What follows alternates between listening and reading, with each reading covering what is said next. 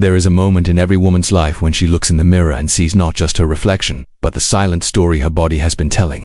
For many senior women, that story comes in the form of a gentle forward curve, shoulders hunched, spine bowed, and the unmistakable stoop that seems to grow with each passing year.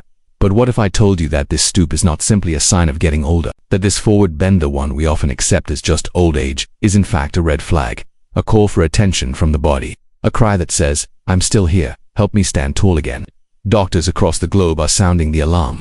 The bent-over posture in older women is more than cosmetic. It signals something deeper, more serious, and, thankfully, something that can be improved. Let's begin by understanding why it happens. When observing the gradual decline of posture in older women, it is easy to assume this is the unavoidable course of aging. Yet the truth is far more intricate. The body, like the mind, responds to both what is offered and what is neglected. Poor posture is not simply a byproduct of time. It is the accumulated expression of habits, imbalances, and silent messages ignored for years. Imagine an ancient tree growing on a mountain slope. If from a young age the wind constantly presses against it from one side, over the decades, the tree curves not because it chose to, but because it adapted. The body is much the same. From childhood to old age, it listens and learns from every movement, every stillness, and every demand placed upon it. If day after day the back is never strengthened, if posture is never corrected, if nourishment is poor, then the body begins to fold inward like the tree leaning with the wind. In many older women, the first visible sign of this inner decline is the forward stoop, shoulders round, spine curves, head drops, and though it appears subtle at first, it carries with it a powerful symbolism. The posture of youth is open, elevated, expansive. The posture of decline is closed, withdrawn, diminished. Yet this transformation is not dictated solely by Ajit, is dictated by awareness. To understand this fully, one must look deeper than the surface. One must ask, why does the body bend forward with age, and why is it more common among women? The answer begins with the bones. Osteoporosis is often called a silent thief because it steals strength without pain. By the time it is noticed, the damage is usually visible in the posture. The spine, once sturdy like a pillar, begins to compress under the weight of the upper body. Vertebrae, if weakened, can fracture, leading to a hunch known as kyphosis. The woman who once stood tall now finds her gaze fixed to the ground, not because she wants to, but because her bones no longer support the uprightness of her spirit. Bones are not lifeless structures. They are living, breathing tissues, shaped by movement, nourished by blood, and influenced by hormones. In women, the drop in estrogen after menopause accelerates bone loss. Without resistance, without stimulus, the bones begin to soften, like clay left in the sun. What hardens them again is not just medication, but the rhythm of daily practice: walking, lifting, stretching. These are the language through which bones regain their strength. One must also recognize that posture is not controlled by bones alone. It is the muscles that hold the bones in place, the ligaments that provide tension, and the mind that signals all movement. Sarcopenia, the gradual loss of muscle mass, begins quietly. It doesn't knock at the door. It simply takes a little each year. The legs lose power. The back loses endurance. The core, once a center of control, weakens, and the shoulders collapse inward under invisible weight. There is an old saying, a man is as young as his spine. But in truth, the spine reflects the story of the entire body.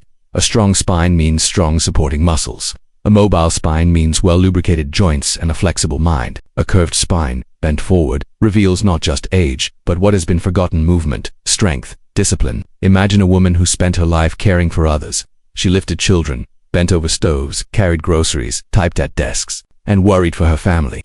These actions, done over years without pause, shape the body. They shorten the hip flexors, tighten the chest, weaken the glutes, and overload the neck. Without conscious balance, the body simply molds to these routines. What was once a posture of service becomes a posture of restriction. But there is hope. The body is resilient. Like a stream that flows around rocks and still finds its path, the human body adapts not just to harm but also to healing. When the bones are challenged gently, wisely, they respond. When the muscles are engaged daily, consistently, they grow. And when the posture is corrected, not once, but over time, it transforms. Understanding these principles is not enough. They must be felt. A woman must feel what it means to stand tall again. She must remember the sensation of pulling her shoulders back, lifting her chest, grounding her feet into the earth. These are not just physical actions, they are rituals of remembrance. In a small mountain village, there lived an elderly woman, known for her upright posture. Even in her 80s, she moved with grace, her back straight like a bowstring drawn tight. When asked how she preserved her strength, she replied, "I carried water up the hill every day since I was a child. The mountain shaped my back, but I also shaped the mountain." Her message was simple. Strength is not an accident, it is earned. And yet, many older women today are told the opposite. They are told that weakness is inevitable, that bending forward is natural, that pain is just part of growing old. But nature does not punish age, it punishes neglect. The body, like the earth, responds to care. Plant a seed and water it, and it will grow. Ignore it, and it will wither. The same applies to the posture of a woman in her later years. The second root of decline lies in the loss of muscle mass. Sarcopenia. This is not a disease of the sick. It is a condition of the inactive. Every decade after 30, the body loses about 3 to 8% of its muscle mass if nothing is done to prevent it. But this is not destiny. This is a challenge, a test of discipline. Muscles are like loyal friends. Ignore them, and they grow distant. Train them, and they return with strength. Even after long years of disuse, the body remembers. The muscles respond to resistance, not with immediate results, but with gradual restoration. Holding a squat, lifting a small weight, practicing balance. These are not only for the young, they are for those who choose to remain capable. A woman once approached a martial arts temple, bent forward and trembling slightly. She had come not to fight, but to learn how to stand. The teacher gave her a simple task: sit against the wall with no chair for 1 minute each day. The first day she lasted 10 seconds. The second day, 12. By the end of 3 months, she could hold the posture for 3 full minutes. And more importantly, she no longer leaned forward when she walked. Her muscles had awakened. This awakening is possible for all, but it begins with understanding that the bent posture is not just a physical reality, it is a signal. A signal that muscles have grown silent, that movement has been replaced by stillness, that strength has been traded for comfort. And now, the call is to reverse this trade. The tools are not hidden. Resistance bands, walking poles, simple chairs for squats, even body weight itself, all of these are enough to rebuild what has been lost. But what is most needed is consistency. Just as water carves stone not through power but persistence, so too does strength return with patient effort. What bends can often be straightened. What weakens can often be strengthened. What declines can often rise again, but only when the truth is seen clearly that aging is not the end, but a transition. And how one walks through it depends not just on time, but on attention, on choosing each day to lift, to move, to stand, not for appearance but for dignity, for breath, for life. There is a rhythm to the human body, a harmony, a certain alignment, a verticality that reflects the spirit within. When this alignment is lost, the body speaks, but not with words. It speaks through tightness, through fatigue, through the quiet collapse of posture over time. Among senior women, the sight of a bent-over back is not uncommon, but common does not mean natural, and repetition does not make something right.